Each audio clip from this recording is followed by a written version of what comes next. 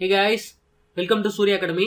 இந்த வீடியோவில் நம்ம பார்க்க போகிற டாபிக் வந்து contingency fund of India coming under article 267ங்க.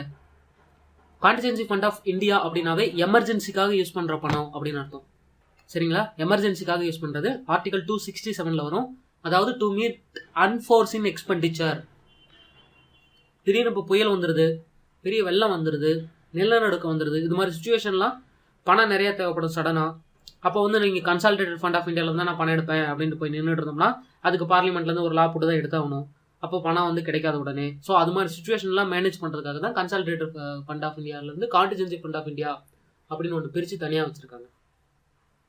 இந்த கான்டிஜென்சி ஃபண்ட் ஆஃப் இந்தியா வந்து கிரியேட் பண்ணுறதுக்கு கான்ஸ்டியூஷன் வந்து பார்லிமெண்ட்டுக்கு அத்தரைஸ் பண்ணிச்சு. பார்லிமெண்ட்டும் அதை யூஸ் பண்ணி ஆர்டிகல் 267 யூஸ் பண்ணி கிரியேட் பண்ணி வச்சுருக்காங்க. பிரசிடென்ட் தான் இதில் பணம் எடுப்பாங்க. அவரோட கண்ட்ரோலில் தான் இருக்கும். கான்டிஜென்சி ஃபண்ட் ஆஃப் இந்தியாவிலேருந்து பணம் எடுத்துட்டா பணத்தை வந்து பார்லிமெண்ட் அப்ரூவ் பண்ணி ஆகணும். லேட்டராக வந்து பார்லிமெண்ட் அப்ரூவும் பண்ணணும்.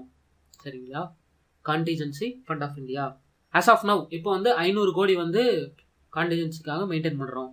சரிங்களா? அஃப்கோர்ஸ் அந்த லிமிட் வந்து நம்ம சேஞ்ச் பண்ணலாம். சரிங்களா? Ministry of finance on behalf of president அவரோட சார்பாக மினிஸ்ட்ரி ஆஃப் ஃபைனான்ஸ் வந்து இந்த ஃபண்டை வந்து ஆப்ரேட் பண்ணுறாங்க. ஃபைனான்ஸ் செக்ரட்டரி தான் ஹெல்ப் பண்ணி வச்சுருப்பாரு. அவர் கையில் தான் இருக்கும், அவர் தான் ஆப்ரேட் பண்ணுவார். அதாவது மினிஸ்ட்ரி ஆஃப் ஃபைனான்ஸ் தான் ஆப்ரேட் பண்ணும் அப்படி வச்சுக்கோங்களேன். ஓகேங்களா?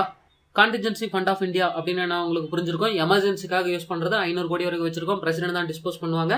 மினிஸ்ட்ரி ஆஃப் ஃபைனான்ஸ் வந்து அவருக்கு பதிலாக ஹேண்டில் பண்ணுது. பணத்தை ஒரு வாட்டி அடுத்த வாட்டி பார்லிமெண்ட் வந்து அப்ரூவ் பண்ணும். ஓகேங்களா? அவ்வளோதாங்க மேட்ரு. கான்செப்ட் புரிஞ்சு வச்சுக்கோங்க, ஹெல்ப்பாக இருக்கும். மறுபடியும் இன்னொரு நல்ல வீடியோவில் பார்க்கலாம்.